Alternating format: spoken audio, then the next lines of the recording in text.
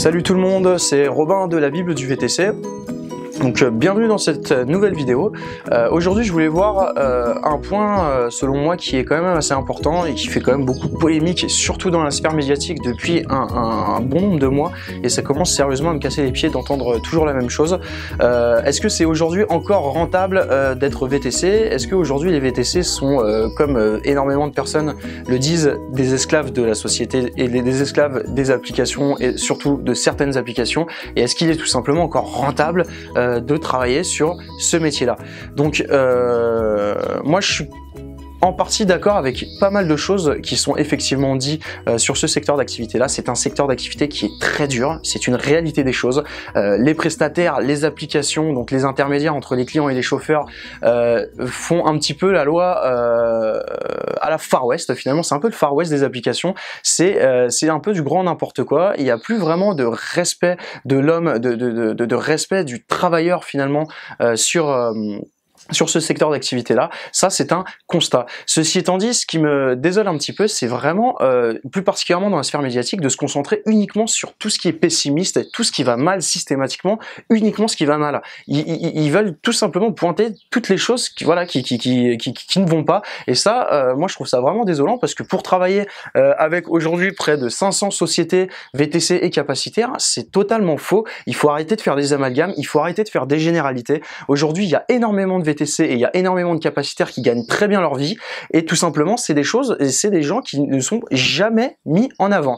Donc alors aujourd'hui, est-ce qu'il y a encore un avenir dans le VTC? Évidemment qu'il y en a un, évidemment, sinon il n'y aurait pas autant de personnes qui se lanceraient sur ce secteur d'activité là. Donc alors oui, bien évidemment, c'est un secteur d'activité qui donne sa chance à tout le monde, et c'est pour ça que moi j'aime profondément ce métier, j'aime profondément ce secteur d'activité là. N'importe quelle personne à consonance étrangère, n'importe quelle personne de n'importe quelle origine, n'importe quelle personne avec n'importe quelle expérience professionnelle précédente a sa chance. S'il veut devenir VTC, il peut le devenir. Maintenant, avec la loi des applications, eh ben, c'est une réalité, c'est un fait, c'est extrêmement compliqué d'être réellement rentable.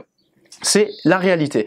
Aujourd'hui, je voudrais parler à toutes ces personnes qui ne travaillent qu'avec les applications et qui effectivement rencontrent énormément de difficultés à s'en sortir à la fin du mois. La grosse erreur selon moi que beaucoup de VTC, beaucoup de nouveaux entrants font, c'est la préparation en amont, la préparation du projet.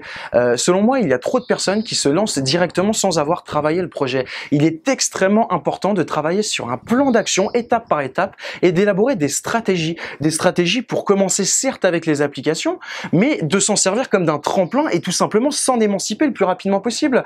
Aujourd'hui, j'ai accompagné des centaines de clients qui ont réussi à s'émanciper à plus de 80% des applications en seulement quelques mois. S'ils ont réussi et si on a réussi, c'est que tout le monde en est capable de le faire. Il faut pas penser que seulement, c'est pas parce qu'il y a seulement 2-3 exemples, voilà, qui ont réussi à s'en sortir que vous pouvez pas. Si certains y arrivent, vous pouvez tout à fait, c'est pas des super-héros. Si j'ai réussi avec ma société et mes clients ont réussi avec la leur, vous pouvez tout à fait réussir avec la vôtre. Mais la seule condition, le seul prix pour obtenir ces résultats-là, c'est qu'il faut prendre le temps avant de commencer. Donc forcément, parce que après, une fois que vous travaillez, vous allez conduire parfois près de plus de 10 heures par jour. C'est effectivement très compliqué de travailler sur les stratégies en parallèle, mais ça va être de faire un travail en amont. Donc si vous êtes déjà lancé, essayez de prendre quelques jours et de réellement travailler sur vos stratégies, sur votre plan d'action. Qu'est-ce que vous allez mettre en place pour vous émanciper des applications? Quel type de stratégie vous allez mettre en place pour trouver votre propre clientèle privée? Vous avez énormément de stratégies aujourd'hui qui peuvent vous donner des résultats sans même que vous ayez à faire de la prospection porte à porte. Si vous suivez un petit peu les articles de la Bible du VTC, les différents conseils, les formations en ligne qu'on propose, comme celle d'ailleurs, j'en ai pas parlé au début de la vidéo, mais si vous cliquez sur le lien en dessous, vous allez pouvoir recevoir pendant 3 jours une formation en ligne où je vous explique justement comment obtenir vos propres clients privés, et ça dès les premières semaines. C'est des résultats qui sont avérés pour nous et pour aujourd'hui plus de 200 sociétés. Il y a des possibilités, il y a un vrai avenir dans ce métier-là. Simplement, il faut essayer de se différencier du lot, il faut essayer de ne pas faire comme les autres, essayer de créer de la valeur ajoutée, essayer de créer du service à l'intérieur de votre véhicule. C'est de la sorte que vous aurez des résultats beaucoup plus conséquents quant au démarchage de votre propre clientèle privée. Il faut savoir qu'il y a plusieurs approches entre les clients privés, donc particuliers, et les clients privés, donc sociétés, les contrats directement en B2B. Il y a plusieurs types de stratégies. Je peux comprendre que vous n'ayez pas le temps ou vous n'ayez pas spécialement les connaissances pour mettre en place ce type de stratégie-là, mais faites-vous accompagner dans ce cas-là, essayez de vous faire épauler par des personnes ou simplement voilà par des sociétés ou des cabinets qui peuvent vous épauler. Vous allez peut-être débourser un petit peu d'argent, mais voyez le retour sur investissement le lendemain que vous allez avoir. Effectivement, si vous dépensez par exemple un petit peu d'argent pour être formé, eh ben vous aurez un retour sur investissement quasi sûr en obtenant vos résultats dans les semaines et les mois suivants.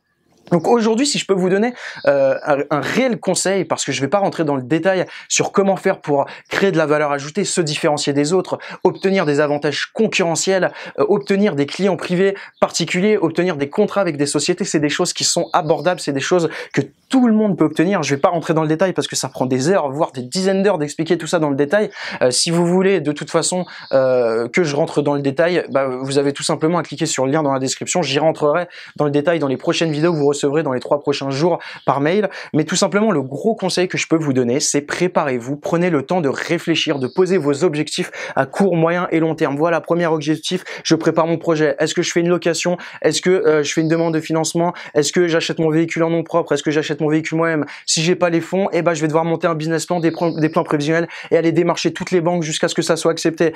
Voilà, encore une fois pour les pessimistes qui vont dire les banques n'acceptent pas de financer ceci, cela, c'est faux. Si vous avez un dossier qui est béton, si vous avez un petit apport et si vous savez de quoi vous parlez, vous montrez que vous êtes motivé, je peux vous assurer qu'à 90% vous obtiendrez votre crédit et ce à 100% vous obtiendrez votre financement.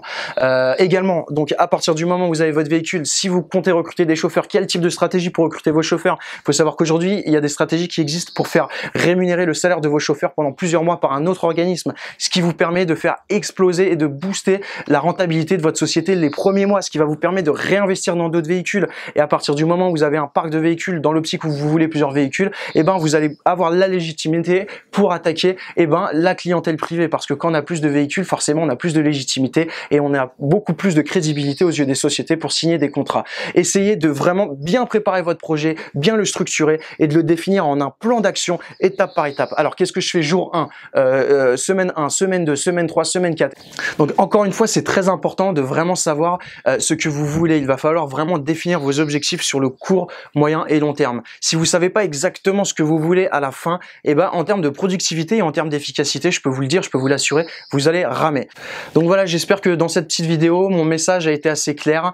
J'en ai vraiment marre et ça m'attriste finalement chaque jour de lire des articles et d'entendre dans cette sphère médiatique ce pessimisme récurrent, systématique. C'est agaçant finalement, c'est agaçant et c'est triste parce que c'est pas la réalité des choses, c'est qu'une vulgaire généralité. Donc s'il vous plaît, vous qui regardez cette vidéo, si vous vous reconnaissez dans un petit peu ce que j'ai dit et si vous vous reconnaissez tout simplement dans les articles et tout simplement dans le discours que tient les médias, sachez que vous n'êtes pas obligé de faire partie de cette catégorie de personnes qui effectivement galèrent énormément et rencontrent de grosses difficultés dans l'épanouissement de leur métier. Vous avez les cartes en main, vous êtes le maître de votre destin et vous pouvez faire en sorte de changer les choses. Si des centaines de chauffeurs, et je peux vous l'assurer, je peux vous donner ma parole parce que je le vois et de manière quotidienne, des centaines de chauffeurs s'en sortent très convenablement et très confortablement. Si eux ont réussi à le faire, si j'ai réussi à le faire, si ma société Hamza et moi-même on a réussi à le faire maintenant depuis plusieurs années, vous pouvez vous aussi le faire. Si vous avez des difficultés et si vous ne savez pas par où commencer, formez-vous, regardez sur internet, lisez des choses, contactez-nous, on se fera un grand plaisir de vous accompagner, de vous donner un maximum d'informations gratuites pour que vous puissiez dès demain et dès les prochaines semaines obtenir des vrais résultats qui vous sortiront de cet amalgame et de cette stigmatisation médiatique qui est insupportable. Voilà, c'est tout pour cette vidéo. Je voulais vraiment insister sur le fait que sur ce secteur d'activité là, il ne faut pas écouter ce discours pessimiste.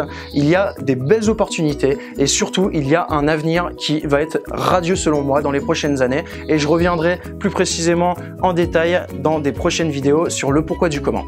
Je vous dis à très bientôt. Si vous avez aimé cette vidéo, n'hésitez pas à mettre un pouce bleu et à vous abonner à la chaîne. Et si encore une fois vous voulez donc recevoir pendant 3 jours notre toute dernière formation en ligne, donc comment vivre de sa société VTC, c'est sur le lien dans la description que ça se passe. Je vous dis à très bientôt. Bye.